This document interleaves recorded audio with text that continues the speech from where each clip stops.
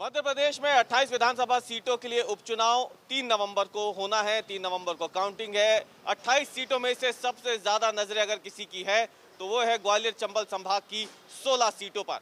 क्या लगता है आपको, तीनों सीटों में से अगर हम देखें ये जो गद्दारी, बिकाऊ आइटम, भूखा नंगा, बयान पे शुरू करते हैं, मुद्दे हावी है या बयान?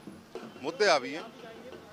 इस समय जनता के दिमाग में मूल मुद्दा है उनके वोट को जो बेचा है, और इस कोरोना काल में इस समय जो चुनाव हो रहा है ये जनता के लिए सबसे ज़्यादा मुद्दे वाला विषय है कि जनमत का अपमान, 5 साल के लिए चुनी हुई सरकार को बीच में गिरा देना और उपचुनाव करा देना। आपको लगता है ये मुद्दा रहेगा पक्का? आप लोगों के जहन में है? बिल्कुल बिल्कुल, जनता के बीच में यही मेन मुद्दा है कि जिस तरीके से इन लोगों ने जनमत का सौदा कर जो सरकार गिराई है और कोरोना काल में जनता को उस चुनाव में धकेला है। आप देखेंगे चुनाव परिणाम में भी वो चीज़ आपको देखने को मिलेगी। पहली बात तो यह, राजनीति का स्तर इतना गिर चुका है इस वक्त में कि पार्टी से लोगों को मतलब है, लेकिन पार्टी से तभी मतलब होता है जब इंसान इलेक्शन में खड़ा हो रहा है। दूसरी बात, जनता की तरफ ध्यान पहली बात कोई नहीं दे रहा है। आज पार्टी का स्तर इतना गिर चुका है कई लोगों का कि एक महिला को आइटम कहा जा रहा है। ठीक है, महिला को आइटम कहा गया तो कहाँ मर गए वो भीम आर्मी वाले? कमलनाथ जो है मुख्यमंत्री, पूर्व मुख्यमंत्री, उनको तो इंदौर के सांसद ने कमलनाथ की जगह उनको कमरनाथ कह दिया। नहीं, स्तर तो गिर रहा है। आइटम ठीक है। आप स्वयं बताइए, रखेल जैसे शब्दों का प्रयोग किया जा रहा है एक प्रत्याशी के द्वारा, ये कितना निंदनीय है? आप स्वयं सोचिए। किसानों पे आज 121 लोगों पर FIR दर्ज की गई, वो सिर्फ इसलिए क्योंकि वो अपनी धान के लिए सरकार से मांग कर रहे थे कि उनकी धान को उनका समर्थन मूल्य मिले। हमारा तो एक ही उद्देश्य है, हमने जिस सरकार को 5 साल चुन के वहाँ बैठाला वो सरकार बिकी, उस सरकार को खरीदा गया, वो बिचाऊ है। और वो आगे जाके कोई 25 देगा, 50 देगा, फिर बिक जाएंगे। फिर हमारा नुकसान किसका है? नुकसान आपका नहीं है, नेता का नहीं है।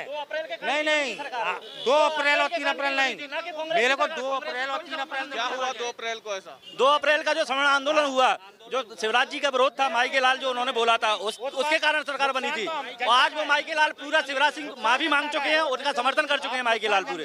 किसानों पे कर्ज माफ करने की बात कमलनाथ जी लेकर आए, जिसके बदौलत किसानों ने भरोसा किया। 60,000 किसानों को कर्ज माफ करने की बात कही गई, 5,000 किसान का भी कर्ज माफ नहीं कर पाए। दूसरी बात, भाई साहब मैं बता रहा हूँ आपको, आंकड़ा क्लियर कर लो पहले। सड़क खराब सड़कों की, वो आपको लग रहा है कि ये कोई मुद्दा नहीं है क्या? नहीं, ये सारे मुद्दे हैं। सड़क है, बेरोजगारी है, और आपके यहाँ क्राइम हो रहे हैं। अभी कल 5 साल की बच्ची के साथ में अंकल से भी हम जानते हैं। अंकल, ग्वालियर में आपको क्या लगता है, क्या चीज़ है जिसकी बड़ी कमी है? आप बाहर दूसरे शहरों में भी जाते होंगे, दिल्ली मुंबई भी जाते होंगे, लखनऊ जाते होंगे, भोपाल जाते होंगे, ग्वालियर में क्या आपको लगता है जो बहुत खराब है? अनुशासन की बहुत कमी है, ना कुछ व्यवस्थित नहीं है, सब कुछ अव्यवस्थित सा लगता है। अगर ऐसे लगता नहीं है कि हम शहर में घूम रहे हैं, ऐसा आज भी इतने साल में लगता है गांव में।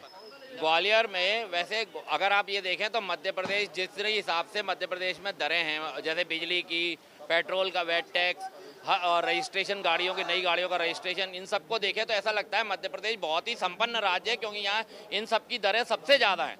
बिजली ग्वालियर में 10 रुपये यूनिट पड़ती है करीब, और ऐसे दिल्ली में जाइए तो 3.5 रुपये, 3.25 रुपये यूनिट पड़ती है।